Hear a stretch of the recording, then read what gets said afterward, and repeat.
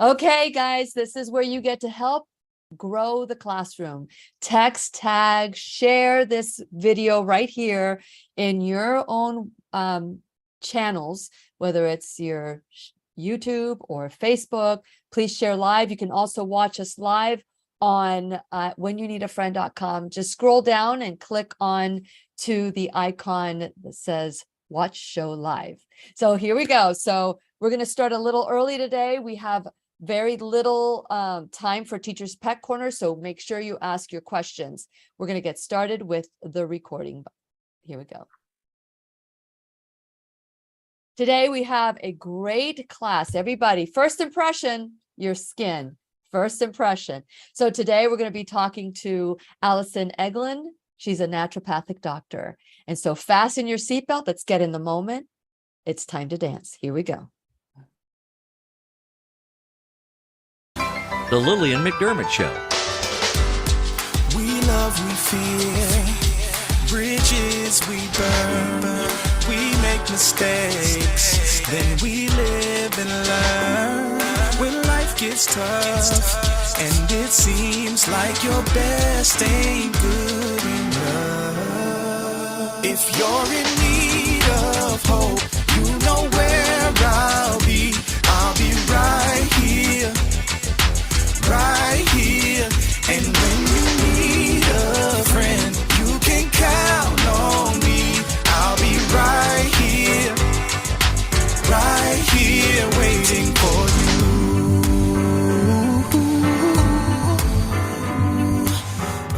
This is the place you can always turn to when you need a friend. The Lillian McDermott Show. To reach out to Lillian, visit her on the web at whenyouneedafriend.com. Now let's all learn together. Here's Lillian McDermott. Hello, my listening and viewing friend. It's so nice we can meet each other on the air on this beautiful, best day ever. And for those of you who are tuning into the classroom for the first time, please know I've been waiting for you. This is a safe place where you can go to when you need a friend. It is my commitment to provide natural ways to heal, and it is my mission to make awareness, responsibility, and truth a part of our everyday life. And I hope you, my listening and my viewing friend, will feel empowered to embrace a new truth and live the life of your dreams. Now, as you all know, I've said this so many times, many people fall into or stumble upon natural health because of their own journey to reverse whatever problem they have that the allopathic community did not address. And so as a result, we become our own MD, our own medical detective. And with Alison Egeland, ND, it's no different to this. She also had her experience where she was going to traditional doctors that could not help her. Now, it's not that I'm trying to bash doctors, MDs. I'm not. I love MDs. They serve a great purpose. But it's when they refuse to look outside their education of prescribing medication for a condition. That's when I say, we need to go somewhere else. We need to look beyond whatever the condition, how our body is speaking to us. Could be through the skin, it could be through our blood, it could be through, whatever way our body is speaking to us to say, hey, there's something going on here. It's not just the symptom. It's not just the diagnosis. It could be the symptom that will lead us to the root cause. And since it is our sole purpose in life to give and receive love and knowledge, I am so grateful that Dr. Alison Egeland is here to do just that. Welcome to the classroom. Thank you. So nice to see you. And so share a little bit about your background, because, I know that the skin, the face, the body, this is the first impression people see when they are introduced to you. So share your story about why you became so passionate with natural health. Yeah, thank you. So it's definitely been a long health journey, and things had gotten pretty bad in my early 20s. I was in an incredibly stressful job, was not taking care of myself at all. And I ended up having this terrible combination of acne, rosacea, and eczema on my face. And it wasn't just a little tiny patch of eczema like some people get. This was covering the majority of the bottom of my face, and it was up around my eyes. It was red, itchy, scaly, painful. And I just remember feeling like my face was so inflamed, it would just radiate heat. And then I would try to cover it up with makeup and it looked worse. And so on top of that, I had terrible stomach pain every single day. I had anxiety. And I went to a lot of different doctors. I took all the medications, the proton pump inhibitors for the stomach, the SSRIs for the anxiety, the antibiotics for the acne, and then the steroid creams for the eczema, and, several rounds of medications. And fortunately, my eczema on my face got a little bit better. I was very grateful for that. But then the eczema moved to my upper body, and I still had acne and rosacea. My stomach pain was worse than ever. And of course, I still had anxiety. And fortunately, a family member referred me to their chiropractor, and she also did botanical medicine and, nutrients and diet change, and encouraged me to cut gluten out of my diet. And I got better, and it was absolutely life-changing. And I was like, this just makes so much sense to me, to really heal the body and support it with all the things that build health. And that's actually what inspired me to go back to school to become a naturopathic doctor. And so here I am. And I think having that experience has made me so passionate about what I do and, getting to help others, and especially having that, experience on my face. And like you said, that's how you interact with the world. It was a really terrible feeling. And so I really empathize with other people who struggle with inflammatory skin disorders. Not only does it look bad, but it hurts and it's uncomfortable. So, I can so relate to your story. So relate. And this is one of the reasons I've been looking forward to speaking with you. We get a lot of requests to do a class on eczema and skin conditions, and we haven't been able to find someone until now, that would be coming on that would speak our language, the language of natural health. Many want to throw the medications on us and say, okay, this is going to be, we're going to cover you up with topicals, we're going to cover you up with things that that are going to, like Accutane, for example. So in my early 30s, I started developing cystic acne, and I never really had pimples and things like that, and that developed into scarring, like melasma kind of scarring, and that developed into, so even though you might have a great personality and you may be an extrovert, when you have a pimple on your face, it just brings you back. So what effect did that have for you, as far as you being able to be seen without people noticing your skin? Yeah, it was very mentally challenging. And I definitely think that's one of the reasons I had such terrible anxiety at that point too. Although now I know there's a gut connection with anxiety Sure. as well. And that Sure. was also, something that was out of balance. And so it was hard. It was very hard to interact with others. And it just, a lot of shame and a lot of like, all I could think about was like, are they just staring at my skin? They have to be, because how could they not be, Yeah. So it's really mentally challenging and stressful. Yes. And of course, gluten, I found out later on, I was allergic to wheat, dairy, peanuts and almonds and rye, peas. And so for lunch every day, because I had terrible stomach aches, for like a snack, not just lunch, I'm a big eater. So for a snack, mid-afternoon snack, I would have peanut butter on wheat toast, jelly, and a glass of milk. That was like and it was killing me. It was actually killing me. And I remember learning about all these allergies that I had, and I quit cold turkey. And within 24 hours, my stomach pain went away. And shortly after that, my skin started clearing up. I still had the melasma. That was a longer journey. And I had to remove my amalgams before my skin started really clearing up. But anyway, so for you, what kind of medications were you put on for all these conditions? Were you put on Accutane? Because I was. Oh, no, fortunately, no Accutane, but antibiotics for sure. Some different creams and things for the rosacea.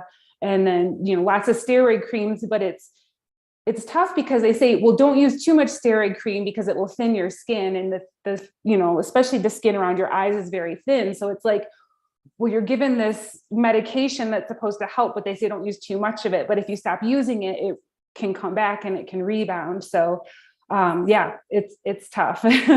Very good. But well, I totally get it. Totally. I'm so with you. Okay. So with that in mind, what are some of the, like, we're going to talk about eczema. Which one do you want to talk about first? Because the request was for eczema. So what is the difference between eczema and psoriasis? Does eczema actually feel like your skin is bleeding, or like it has like a cold sore or something like that on it? Is that what eczema is? Yeah, well, eczema is kind of a broad category that includes things like atopic dermatitis, which has an allergic component to it. It really just depends on the pattern and how the skin condition presents. But what I care about is really trying to understand what's out of balance for the person in front of me. So the person I'm helping with their skin condition. And believe it or not, there are some very consistent patterns I see with any inflammatory skin condition. But there is definitely a signature appearance to eczema versus psoriasis. Psoriasis generally has more of a plaque with, like a silvery scaly surface in many cases. And then even within the category of psoriasis, there can be different presentations of that. So, I just group them in my mind as inflammatory skin conditions, and I'm trying to figure out the root cause of that. And so, the broad categories I look at are things like toxins, infections, and a lot of times the infections are hidden, nutrient deficiencies, because if our body doesn't have all the nutrients it needs to heal and be healthy, we're not going to have healthy skin. And then, stressors and traumas, and that can be mental, emotional, that can be physical. And so those are kind of like the broad categories that I'm going to be looking at when I'm working with someone that has one of those inflammatory skin conditions. Okay. So when you're looking at the toxins and the inflammation, does inflammation, because you had mentioned off the air that a lot of gut imbalance can cause problems with your skin as well. Was that your situation too? Was like with me, it was totally related to allergies. Could that be one part of my skin issues that I had before? Or was it all? Did the gut cause the problem? Was the gut the root problem? Absolutely. Yeah, I'm so glad you asked that. Yeah, I didn't touch on that. There is such a huge gut skin connection, and there's multiple different ways the gut communicates with the skin. And so I'm sure you've had guests talk about leaky gut, or it's hyperpermeability of the intestinal tract. That's one mechanism. So, if that intestinal lining becomes hyperpermeable, we end up getting, bacterial fragments, something called lipopolysaccharide or endotoxin leaking into the bloodstream, along with undigested food and other microbes. And, I do want to talk a little bit more about the lipopolysaccharide, which is called endotoxin, that comes from gram-negative bacteria in the gut. That's a very, very potent stimulator of the immune system, which then is going to cause a lot of inflammation. And we know that that's a potent stimulator of the immune system because when they're studying inflammatory conditions and autoimmunity in lab animals, one of the ways they start that autoimmune process is to inject that endotoxin or that lipopolysaccharide into the animals. And so right there, that's a huge connection with skin conditions, but also other autoimmune and inflammatory conditions. And then, of course, undigested food. So the immune system's trying to clean up all of the stuff that gets, it's literally leaking into the bloodstream. And then, the skin is actually one of our detox organs. A lot of people don't think about that, but if our system is overwhelmed with toxins and immune complexes and inflammation, that can show up on the skin. And so I really think that there's a gut connection. It may be the whole piece, or at least a big piece of the puzzle for any skin condition. Okay, so I want to break this down a little bit more. When you say endotoxin, yes, can you explain that a little bit more? Yeah. So endotoxin. Where do they come from? Yeah. Yeah. So it's toxin from within. Okay. But a lot of times it's specifically in regard to the lipopolysaccharide. So that's a component of the cell membrane of the Okay. gram-negative bacteria. So we have a lot of different gram-negative and gram-positive bacteria in the gut. And then when the gut gets imbalanced, we can end up with lots of that lipopolysaccharide and, hence endotoxin. So it's the same thing. Endotoxin can refer to other toxins from within, but a lot of times people are referencing that lipopolysaccharide from the gram-negative bacteria. Well, one of the things that you had said also was that mold. So is mold an endotoxin, or is that what would that be considered? Ooh, that's a good question. So oh gosh, that is a really good question. So generally, when I see problems from mold, it's due to environmental exposure. Any history of water damage in a home, if it doesn't dry out within 48 to 72 hours, there's a very good chance there's a problematic mold growth. Wow. And that mold in the environment can affect our microbiome. So it can affect the whole balance of bacteria, fungus, which includes yeast and mold and viruses. It affects that whole ecosystem inside of our body, and it really throws it out of balance, and it can lend to things like yeast overgrowth, another big connection with skin inflammation. But mold can actually colonize too. It's most commonly the sinuses and the digestive tract. And we do have some tests that can give us clues about mold growing in the body, specifically Aspergillus and Fusarium. So if because you had said inflammation, and you said, oh, I'm so excited that you're doing this mold. So we're doing the 12-week M-Cube detox experience, and that's mold, metals, and microbes. That's from treatment to recovery with support. So we're promoting this, but it's interesting how mold, like we talked to Dr. Neil Nathan yesterday, and he was saying that, that is probably the first thing any doctor should look at. And that's what he's been promoting for like 40, 50 years, is for us to really look at that first, because it's so prevalent. Are you seeing a lot of that in your practice since you started looking for it? Yeah, it's incredibly common, especially with any kind of complex chronic illness. And, I'm a huge fan of Dr. Neil Nathan. He's one of my mentors. I've learned a lot from him. There's some really, really great physicians and doctors in this sphere educating us about mold toxicity. And I agree. I have to check every single patient for mold toxicity at this point, because if that gets missed, I'm never going to get the full result. Interesting. So, okay. So with that in mind, let's go back to eczema, because eczema and all these skin conditions could begin with mold, potentially. Yes, it can definitely be a huge trigger. And like I said, too, it's not just the mold, it's how the mold affects our microbiome, which is, they estimate anywhere from 2 to 5 pounds of symbiotic, mostly bacteria in the gut. But we do have yeast, like Candida, is part of our normal gut flora. But when it's in a healthy balance, it's a single cell ovoid structure. And then when it feels threatened, or it's opportunistic, meaning if it's given the opportunity to overgrow, which can happen with antibiotics, steroid medications, birth control pills, and environmental mold, of course, tons of sugar in the diet doesn't help either. It changes form. It becomes pathogenic. It can grow roots. It can literally, they're called hyphae. They can root into the intestinal lining and drive a chronic leaky gut. And then you've also got that Candida producing toxins like acetaldehyde, which is a breakdown product of alcohol. So even if you never drink alcohol, your liver is going to be stressed from, just all day, every day, trying to clear out that acetaldehyde. And I don't know if you've ever heard of a condition called autobrewery syndrome, but it's pretty wild. Sure. Yeah. Sure. Some people get such severe yeast overgrowth in their gut that any amount of sugar or, refined carbohydrates that act like sugar, it can cause so much alcohol production in the body that they have failed a breathalyzer test, from getting pulled over, and they didn't drink any alcohol. I think that's very rare, hopefully. Wow. But it's a pretty wild when you think about, we can have very, very severe, fungal overgrowth in the body that causes a lot of problems. And the reason I mentioned yeast specifically is that is a huge connection with inflammatory skin conditions. Wow. There have been a couple of awareness that I've had about mold. One of them was that there was a time where it was during the show. I mean, I've learned from the greatest teachers how to eat and self-care, and as a life coach, I better be a self-cleaning oven, right? But one of the things that really got me was this unquenchable thirst. I had this unquenchable thirst that I could not explain. I was thirsty all the time.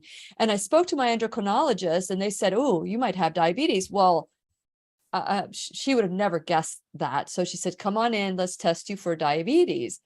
My sugars were like normal, very like 80. It wasn't very high at all. But that was one of the things. There was another time that I said to my doctor, "I feel like I'm drunk. Like even if I could have like a sip of wine, just a tiny little sip, or if I just feel like I'm drunk." And I'm wondering if that was all related to mold at different times of my life where it's been activated and maybe done things that would make it better. What do you think of that? Yeah, I do think that could have been part of it. And it's interesting because I've worked with some little kids that had mold toxicity, and the moms will say they just drink so many fluids. And I think that's the body's innate wisdom trying to flush the toxins out of the system. But mold does, basically mold can disrupt every single biochemical pathway in the body, including our immune system, our hormones.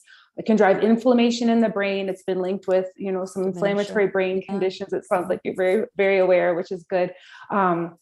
But yes. So anyway, it also disrupts something called antidiuretic hormone, which can throw off the whole balance. Can you repeat that? Your voice kind of skipped. What was the antidiuretic? Yeah, antidiuretic hormone in the body. And so that can interfere with the electrolyte balance. Oh, okay. So that's why it would increase. Okay. So with eczema, for those of you who have eczema or any skin condition, that's a great tip for you to look into mold, whether you join our MQ detox experience or not. Just please talk to your doctors about this one. So with eczema, at what point can someone see results of getting better? What are some of the things that you do, some of the changes that they need to make to start seeing some alleviation of their skin, something to alleviate their skin? Mm-hmm. Yeah, so I'm going to work on multiple levels. And as a naturopathic doctor, we always start by building a healthy foundation. So is this person managing their stress? What is their digestion looking like? Are they eating in the middle of the night? Because that's not good. That will definitely throw off your circadian patterns. Are they hydrating? Are they moving their body? Are they sleeping? So we always want to start with those really critical foundational things. And, with skin stuff, with all of my patients, but especially with skin stuff, what are they putting on their skin? Especially with, atopic dermatitis and that allergy component, are they allergic to things they're putting on their skin, or are they using endocrine disruptors, which are, chemicals that interfere with our hormones, because all of those things can be really problematic. I'm always going to look at what's going on in the gut. So I do use, advanced functional lab testing to really figure out, are there infections? Are there just imbalances? Are we seeing signs of inflammation, signs of that hyperpermeability or leaky gut? So, each person has a slightly different path as far as what gets them well, but some standard things would be, gut testing, like I mentioned, toxin testing, mold, yeast. I love to run both the urine mycotoxin and the organic acids testing. I like to look at nutrients. So, vitamins A, zinc, vitamin D, those are all important for a healthy gut barrier and important for healthy skin. And so I'm going to be working on multiple levels, but always starting with that healthy foundation. And how much time should people now? Is eczema, when you hear people say, "I've got eczema," and that's their solution. That's their answer. They don't have a plan. They think that once I have eczema, I always have eczema, whether it's rosacea or, any other condition on their skin. So is it true that someone can reverse this condition, this symptom, by doing different things for their body, giving the body what it needs? Absolutely. Yeah. And, I know that for sure because I've experienced it. Someone might always have that genetic susceptibility. So if they're not taking care of themselves, or if they're exposed to something environmentally, they could get a little flare up. I actually went over 10 years without any eczema whatsoever.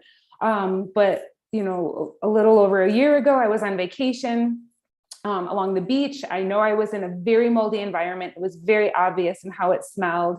And it was one of those things that I didn't want to stay there, but it was very inconvenient. And we were traveling with family members, and I had a little flare of eczema after that mold exposure, but I knew what to do to get it right back in check. The goal is to be resilient. The goal is to enjoy life. And if, little hiccups happen, not to go down a bad path of thinking, oh my gosh, I'm doomed. It's like, no, I just have to get back on track. I've got to get this fixed and do better next time. Very good. So is there anything else we need to know about eczema before we move on to any other skin condition that you want to talk about? I forgot to mention too, another test that I find helpful is food sensitivity testing. Okay. And there's different ways the immune system can react to food.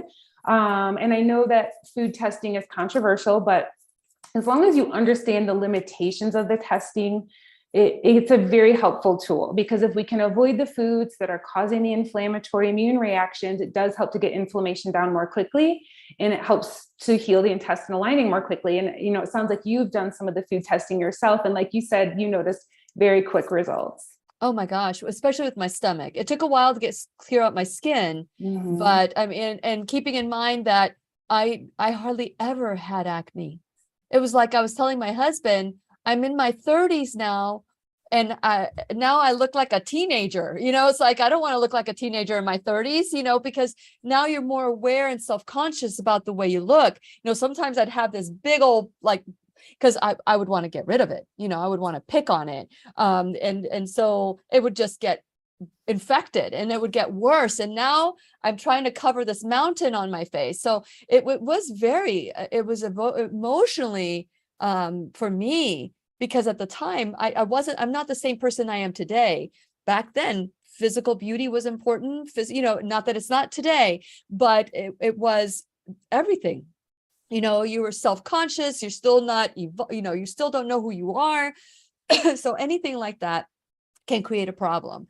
So with that in mind, when you said understanding food sensitivities, excuse me, what part of food sensitivity is different than gut testing? Yeah. So good question. So the types of gut testing I use is it's a DNA-based stool analysis, essentially. So we're looking in the stool and they're doing a DNA analysis that's looking at it's just a very accurate way to test for the microbes in the gut. So it can give us information about the balance of good bacteria to opportunistic bacteria. It tells us about infections, different species of yeast overgrowth, viruses, parasites. And then, like I said, we look at other markers for digestion, inflammation, and leaky gut. So zonulin is one of the markers that we use for that. So, that's really telling us what's going on in the gut between the microbial balance, inflammation, and immune reactivity. And then when it comes to the foods, we're looking at, it's a blood test that's looking at immune markers in the blood that can react to food.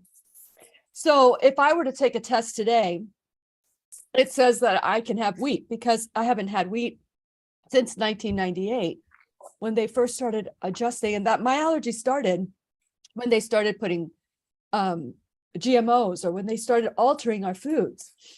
So that's when my allergy started. That's how sensitive I was. And so I haven't had wheat in years, since 1998.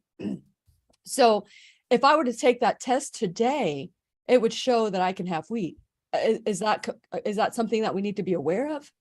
Oh, so yeah, that's a false negative, most likely. Not always, but so if you haven't had the food for 6 months, a year, especially longer, you're not going to find those immune cells in the bloodstream anymore, because they haven't, they don't have this stimulus to react. So if your immune system hasn't seen wheat in a really long time, you're not going to see those immune markers in the blood. Now, if you were to go back to eating it for, a few weeks and then tested, you might see a different story. I will tell you that I know when I've had wheat. I mean, even though it won't show up on my tests anymore, if I go to a restaurant and they mess up and they put dairy or wheat in it, I'll have a hive in my face immediately. Like within 20 to 30 minutes, I'm already breaking out in hives. Yeah. And that's a really strong, that's an IgE, or that's a true allergic reaction too. Wow. Yeah. Yeah. So it's amazing how many accidents, restaurants going out to eat for me is not a treat anymore. I have to be very, very careful when I go out to eat. But okay. So knowing all of this, so we're looking at eczema, and so what about acne and rosacea? Are they different, and do you look for different things then? Yeah, it does go back to the gut again. So I'm always going to, do the really thorough history, address all of the pieces of the puzzle, and then, really look at what's going on in the gut. So, I do also see that. Acne can also be due to, a lot of inflammation driven by sugar and dairy. So a lot of people find that cutting those things out is really helpful. And then I don't know if you've ever done this, Lillian, but when you go out to eat, a lot of times I'll tell my patients that are sensitive is to take an enzyme before and after the meal that specifically breaks down gluten and casein. So casein is that, protein in dairy that tends to really stimulate the immune system. It's very difficult to digest and break down. And so that's just one of the protective measures that people can do when they eat out, is to take those enzymes. What kind? There's a lot of different brands. One that I've used is Integrative Therapeutics. It's, I think it's called Similase GFCF, so gluten-free, casein-free. But there are other, really great companies that make those enzymes to specifically help break down gluten and dairy. So that's just one thing you could do, because it is nice to eat out once in a while and not worry. Oh no, I do, but I have to be very careful. I actually have a little card that I have now that I just hand to the waiter or the staff there to let them know, and to take it to the chef. When a chef comes out to speak to me directly, I love it. I know that they're going to be taking care of me. And so there's some of the things that through the years I've learned to do, but let me tell you, it's not worth it to me. And so, creating a wonderful romantic meal with my husband shopping by my side and having candlelit dinner or whatever, that to me, it's good, but I do like to go get treated once in a while. So we do go out.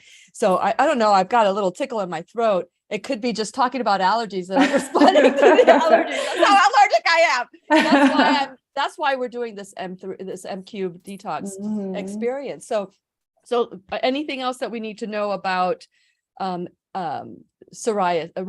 I'm sorry, rosacea. Yeah. A lot of it goes back to the gut imbalances again. And so I definitely see a lot of the yeast overgrowth with that as well.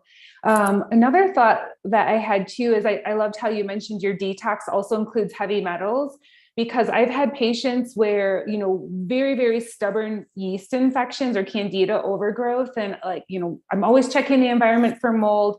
But the other thing that can make it really hard to clear yeast from the body is heavy metals, because the yeast actually has there's a theory, and I don't know if it's been proven, that the body allows the yeast to overgrow because the yeast will bind to the heavy metals, and it actually kind of protects you by binding up the heavy metals. Yes. But then you've got the candida toxins and you still have heavy metals. So that's another, and I love that you're incorporating the mold, the metals, and everything else. And then one other thing I thought to mention too is I love that you mentioned when the GMOs came out, and unfortunately our food has really been tampered with. It's, not just the pesticides, the herbicides, the insecticides, all of those things can really disrupt the gut microbial balance. But I'll specifically mention glyphosate, which is the main ingredient in Roundup.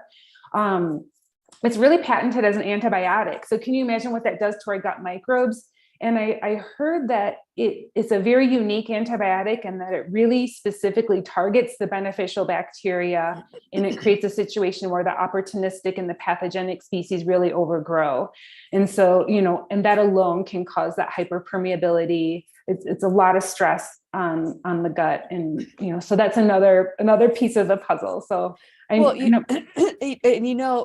you say that the yeast is there to protect, right? And now we get stuck with the yeast and the metals, or the yeast and the mold, because there's nothing taking it out.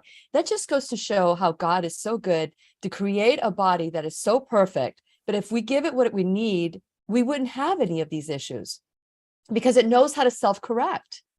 Exactly. Yep. So that's why we talk about removing the blocks to healing, like mold, metals, making sure you're in a safe environment, making sure your food is, whole, organic as much as possible. And I realize it's getting harder and harder, but we just have to do the best we can. And again, the goal is resilience. This is what I tell my patients, striving for perfection is very, very stressful. It is. So do the best you can. Most people get great results with like the 80-20 rule. Sometimes we need to do 90-10. But I do think that the stress that causes inflammation that can lead to a leaky gut. So we also have to, focus on the stress resilience is what I like to call it. It's true. It's true. And so is there anything else you would like to say about rosacea? Because we've talked about acne. Is there anything you want to say about acne? I mean, Yeah. I really, at this point, I just kind of group them all together in inflammatory skin conditions and figure out what's out of balance in the gut. And I realize that's like oversimplified, but yeah, that's a big one. And one other thing you made me think of too, is when you mentioned cystic acne, adult onset, that can be a red flag for environmental mold. Not always, but that definitely would be a red flag for me. Especially if you've never had it. Like for me, I never had it before. And then all of a sudden I'm getting it like all over my face. It was, here I am, just in my 30s, having a life, and then all of a sudden this happens. And I know it's not cancer, and I know it's not, Parkinson's or anything to that effect, that it's a physical thing, but the emotional trauma that it carries. And I will add more to this, because when I was a little girl, I felt ugly. I felt ugly. And I was very shy.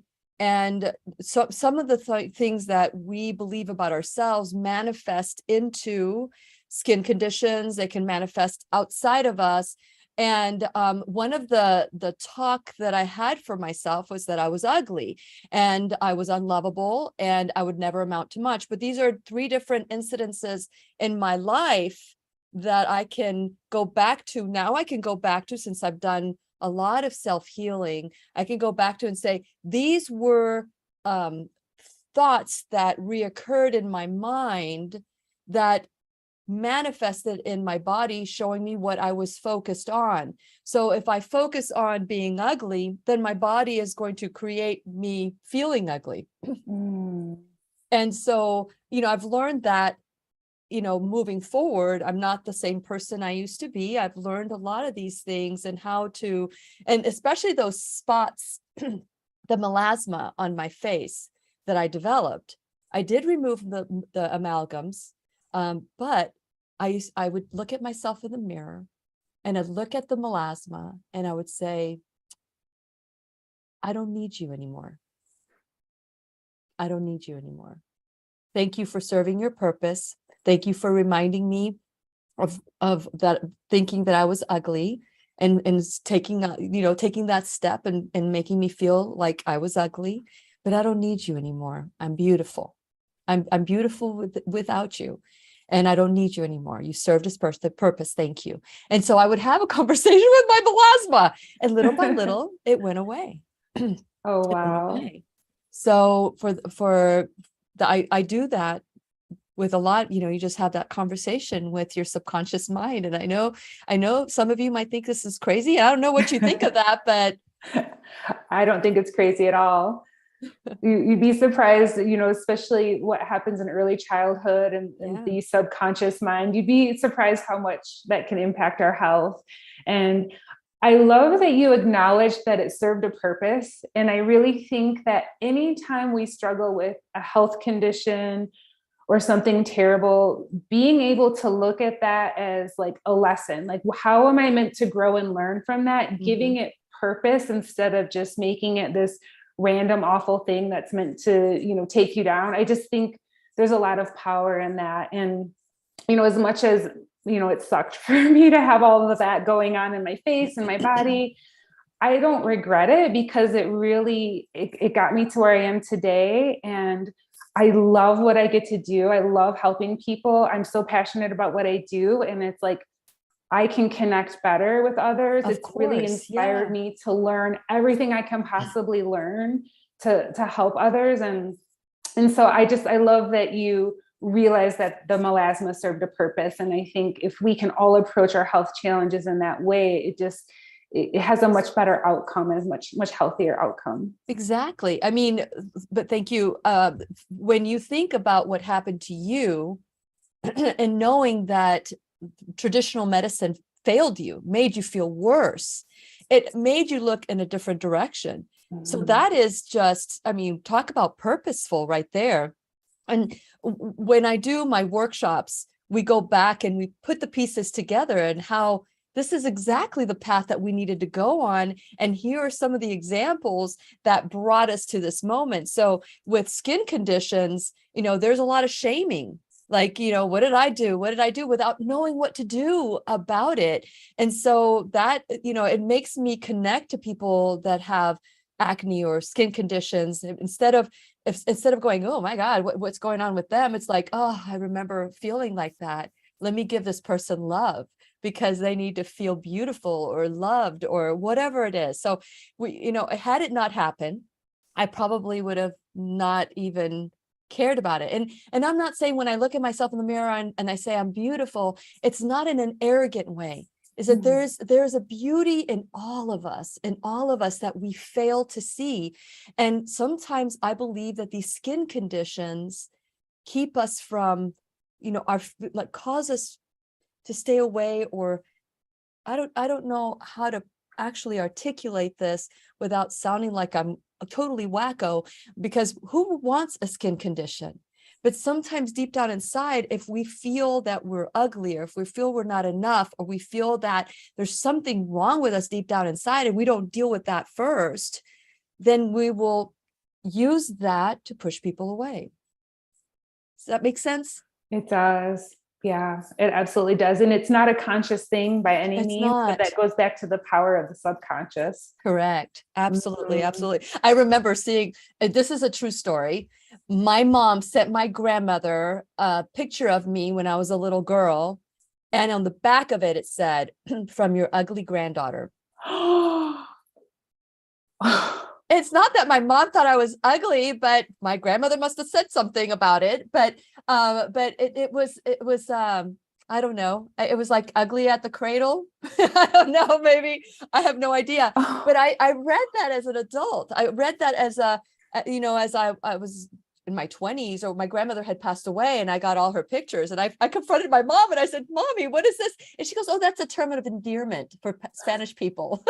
Like, okay, like a cute little ugly girl. Okay, thank you, Mommy. Okay, but so anyway, we've completely got off track. Okay, so there is a condition that I really want you to, that you really, it's called HS. And I really would like for you to address that, because we've already identified that skin conditions have to do with gut inflammation. But what is HS, so that if somebody has it, they can maybe listen to this conversation and start changing their lifestyle? Yeah. So hidradenitis suppurativa, HS is the much easier way to say it.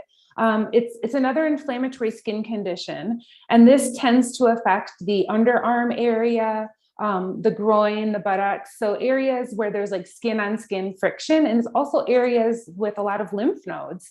And it's, there's different phases of it. In the early stage, they call it Hurley stage 1. It's more so just painful boils. And some people even just think it's an acne breakout under my arm or in the groin area. But if it's very consistent, they're very painful, swollen red boils, you keep getting them, that's a big red flag for HS. And that can transition to something we call tunneling underneath the skin. So basically, those boils and those lesions can burst underneath the skin. And then you can have weeping wounds essentially. So, those wounds will drain, and it's an incredibly painful condition. And it's one of my favorite things to help people with, just because it's such a game changer when you can get someone feeling well from having that condition. It's one of the worst quality of life conditions there is, especially when it gets very severe.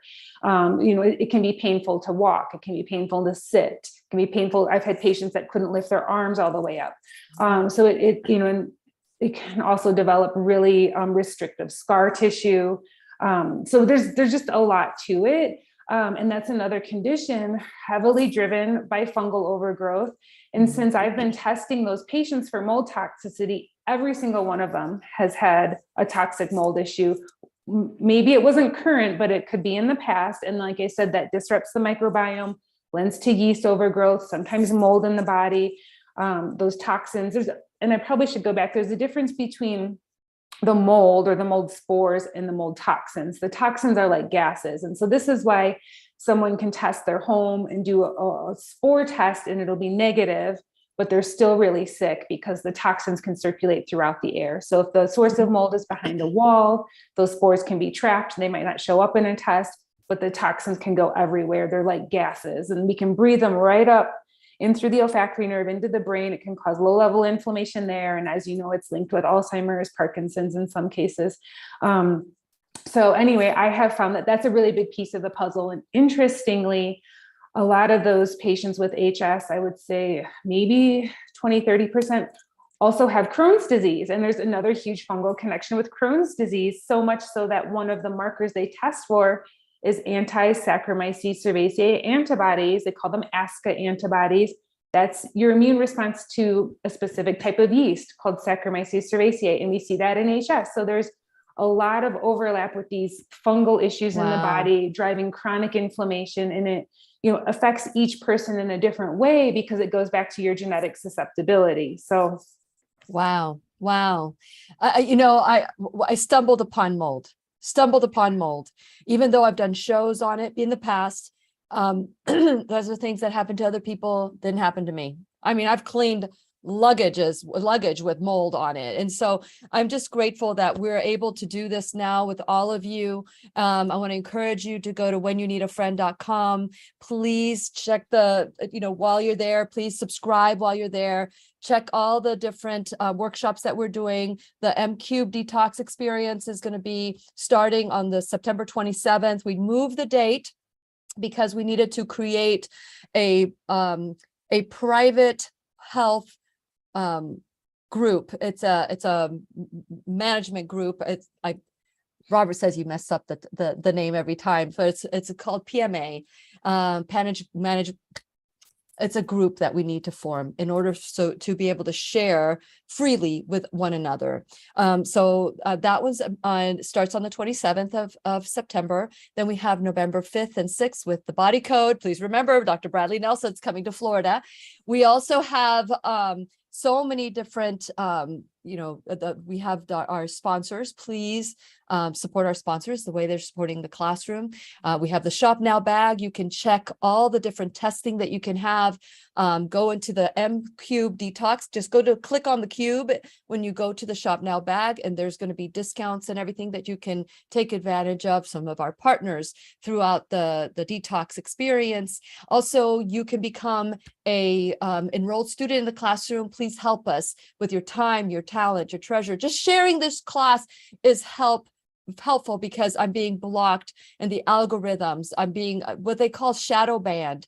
So make sure that you help me by liking this, by sharing it, tagging it, letting people know that we are here. Today we have Dr. Alison Egeland, ND from Attune Functional Medicine. You can find them at attunemed.com. And I'm grateful for the information that we're learning today. I want to go back to one thing you said topically. I work with a company called Keep Me Safe Organics. And the owner of Keep Me Safe Organics lost her father because of cancer. And that was a search and a journey for her because they're saying that fungus can cause cancer as well, or that cancer is a fungus. And so one of her commitments, or actually her commitment, is that no one should die to be beautiful. So that's the way I feel. And I shared that with her in a class, and that's become their theme as well. No one should die to be beautiful. And so here's the thing. This is a list that I share. It's a top 10 list of ingredients to avoid, because these ingredients, so Keep Me Safe Organics is non-chemical. There's no chemicals, no synthetic chemicals. It's organic and it's affordable. And so you go check out in the Shop Now bag, they're there as well, because these are the things that we need to do. So I'm so grateful to you, Dr. Egeland, for coming into the classroom today. What are some of the things that people can do right away to change some things around before we answer some questions? After we're going to do 5-minute Q&A for the Teacher's Pet Corner. So here we go. Yeah. So, like I mentioned earlier, we always start by building a healthy foundation, and just knowing how stress disrupts the gut, causes inflammation in the body. That's one that I think gets overlooked a lot. So, whatever that looks like for you, each person is different, but, belly breathing is very powerful. Mindfulness, meditation, if there are past traumas, finding someone to help you with that is critical. I'm a huge fan of intermittent fasting and eating with our circadian patterns. It's very tricky if someone is working the night shift, but that's something I'm always talking about. Ideally, you don't want to eat within 3 hours of bedtime, because if your body is trying to digest food, it's not going to be able to heal and repair. And also eating close to bedtime will interfere with melatonin production. Melatonin is incredibly anti-inflammatory, not only for the brain, but for the body. So those are a few things. Again, being hydrated, moving your body. One thing I'll touch on too is, sometimes, athletes have a leaky gut because all of that inflammation from the intense training can be really stressful on the system. And so, if someone is not recovering well from their workouts, they might need to do more restorative things, like walking or, anything they find relaxing and restorative. But moving your body is critical, because moving your body moves the lymph. The lymph is a major part of our detox system to carry toxins out of the body. Avoiding those toxic chemicals. I love that you have a good organic skincare line that you, share with others. So that's a really big piece of the puzzle. Making time for sleep, and, if you're not sleeping well, figuring out what do you need to do to sleep well, naturally, of course.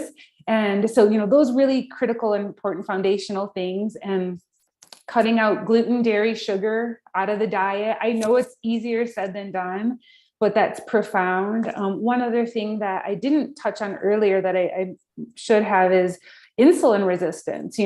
If you're having, problems with blood sugar and you've become insulin resistant, that's a precursor to diabetes. That will cause a lot of inflammation in the body. And that is linked with some of those inflammatory skin problems, more so psoriasis and hidradenitis suppurativa. So it's one of the mechanisms for the inflammation in those conditions. Eating, you don't have to eat low carb, but eat whole real foods. Avoid the sugar, the gluten, the dairy, the things that are hard to digest and stressing the system and causing inflammation. So those are some of the big ones. There's obviously more. Doing the best you can to avoid toxins in general. Another thing is you could talk about, clean air, clean food, clean water. Again, I'm a big fan of air purifiers, high quality water filter, and then buying organic as much as possible. Yeah. National Allergy is offering 25% off other products. So they're one of the partners as well. So I'm really excited to, that companies have wanted to partner with us, because they know that their information is being suppressed too. And so, check out the Shop Now bag and click on the cube, and it'll show you some of the partners. Take advantage of some of the discounts. I want to also add, you had mentioned gluten, dairy, and sugar. I have a friend that was given less than 1% chance of ever having children. She actually had a tiny little portion of her ovary left because she had so much endometriosis. And I was interviewing them after they were pregnant with their third child. And I Wow. found out that that's what they did, the wheat, the dairy, and the sugar. And that was part of what they did to become fertile. And it's so amazing that it's something so simple, but yet we don't know what we don't know. Isn't You're it? so right.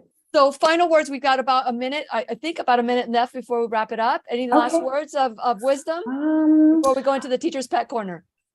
I just want to say, don't, for anyone out there, just don't settle for poor health. There's always an answer. Just keep pursuing it. And, I just think a lot of people give up and become hopeless. And that breaks my heart. So just don't settle for poor health. Very good. Very good. And the words that we say, we Mhm. need to affirm ourselves in a loving and kind way, speak to ourselves like we would speak to a cute little 2-year-old child. So thank you Okay. so much, Dr. Egeland, for being on. If you have any questions, type in your questions, type a Q, write your question down, and let's continue the conversation. We have about 5 minutes after the class. So please remember, we'll be right here waiting for you worldwide at whenyouneedafriend.com. This is Lillian McDermott and Dr. Alison Egeland wishing you love, peace, joy, and unexpected abundance. Make it the best day ever. Good job. Good job. Mhm. Here we go. Stay tuned for our Teacher's Pet Corner. The opinions and advice expressed on the Lillian McDermott radio show are intended for the individual callers and guests on the program and are presented to our wider audience solely for general educational purposes. Please act responsibly and consult personally with your own medical, psychological, or nutritional expert before taking any steps to improve your life. Great information. Thank you so much. The first question is from Kathy. What do you recommend for chronic long-term Lyme? Would it be the same protocol as a parasite cleanse? So that's a great question. It's a very complex answer. If someone has chronic Lyme, I'm going to check for mold toxicity because mold impairs the immune system's response and its ability to clear Lyme. So that to me has to be checked and ruled out. There are a lot of different ways to treat Lyme. I really individualize my approach based on the individual. I saw that, Dr. Cowden from Nutrimedics I love his products for Lyme. They're definitely one of the tools that I use. So yeah, it really just goes back to the individual and the testing and, what are their nutrient deficiencies? Do they have co-infections along with Lyme? How is the Lyme presenting? Making sure we've got mold, yeast, the gut microbiome balance, because the majority of the immune system is in the gut. So if that's out of balance, you're going to constantly struggle with Lyme. You have to get the immune system healthy in order to get Lyme back into balance. And, there's different schools of thought as far as if Lyme is ever truly cleared or if a healthy immune system just keeps it permanently in check. But that's a great question. I wish there was a simple answer. Yeah, well, we are going to be covering Lyme in our 12-week course. We're going to cover that. We have a whole section, and Dr. Richard Horowitz is coming back in the classroom. I can't remember when he's going to be coming on. And so I'm waiting to hear what date he can come into the M-Cube detox. So if we have him, we can ask questions. But part of, there's, people that have Lyme and aren't getting better, they're not looking for mold. And it's so wonderful that you and Dr. Bisco are, you've got this priority, which is, this is what you are being told that is your diagnosis, but we happen to know that this doesn't just happen by accident. This happens from years of exposure or years of deficiencies or years of, and it's what I call having the box cover of your puzzle. You know what you're looking for now. You know what the image is going to look like. But when you don't have that box, and you might even have a piece missing, you don't even know. And so it's good that you guys are so in tune with mold. And I just stumbled upon this. Really, I didn't know that mold could reactivate Epstein-Barr. I didn't know that. It's because of the immune suppression. It really interferes with the immune system's ability, especially the innate immune system. That's the first responder to viruses and bacterial infections. Amazing, amazing. Okay, so Marion wants to know, will mold cause abdominal bloating or is it a parasite? Well, both can cause bloating. I see a lot of bloating with what we call SIFO, small intestinal fungal overgrowth, and also small intestinal bacterial overgrowth. But environmental mold, it will disrupt the whole gut microbial balance. It can interfere with motility. So environmental mold can absolutely be a cause for chronic bloating. And so you obviously you have to get into a safe environment, and then you have to figure out what's out of balance in the gut and treat that. Yes, and a safe environment, what Dr. Egeland means by a safe environment, and this is going to be the toughest part for some people. If you do have mold in your home, and fortunately for me, we did have our mold tested and there's no mold in our home, which is great.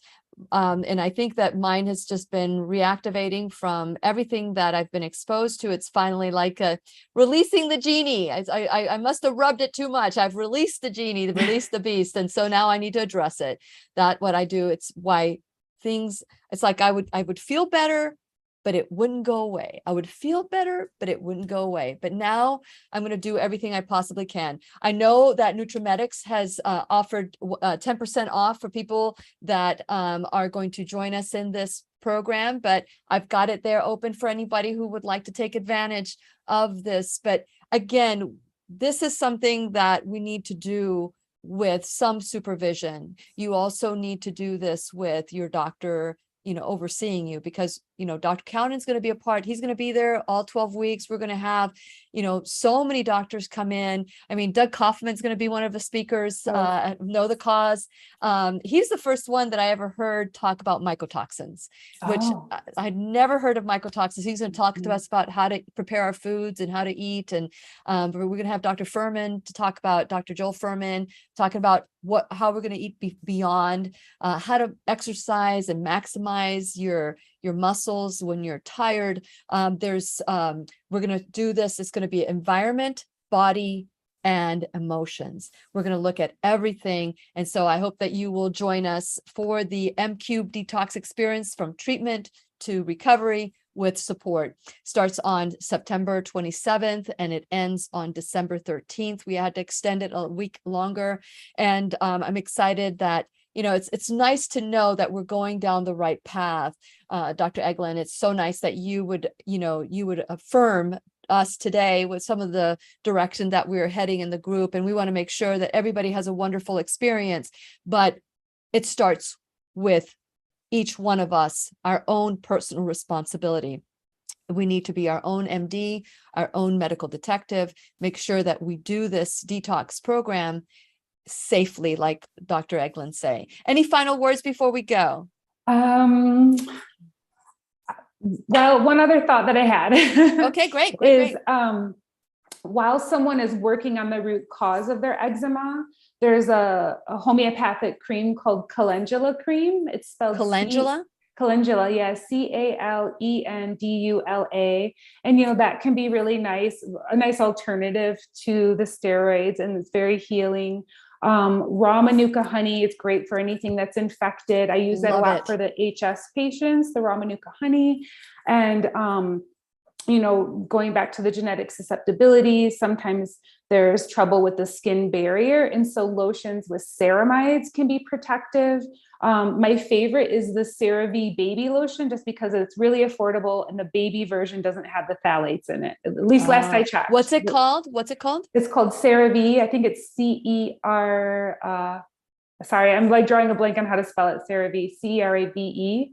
And the baby version, last I checked, did not have the phthalates in it. So that's a nice ceramide lotion, which does help protect the skin, because, we definitely need some tools while we're working on the underlying cause as well. Yeah. And so those are great tips. Thank you so much for that. I'm glad that you remembered that triggered a thought. That's why I love the conversations from all the teachers in the classroom. So thank you so much. I want to thank all of you for watching today. Please, the best way to support us, well, financially, you can do that too, because the cost has just increased because of all the censorship. But the best way you can support us is by sharing, liking it, doing whatever you can so that we can get through these algorithms that are just trying to keep this information from you. And so let's work together, let's grow together, and let's do this together. I'm really excited about it. Thank you so much, Dr. Egeland, for coming on. Again, it's Attune Functional Medicine, and it's attunemed.com. So I look forward to seeing you guys tomorrow. Thank you so much. Thank you, Dr. Egeland. Thank you.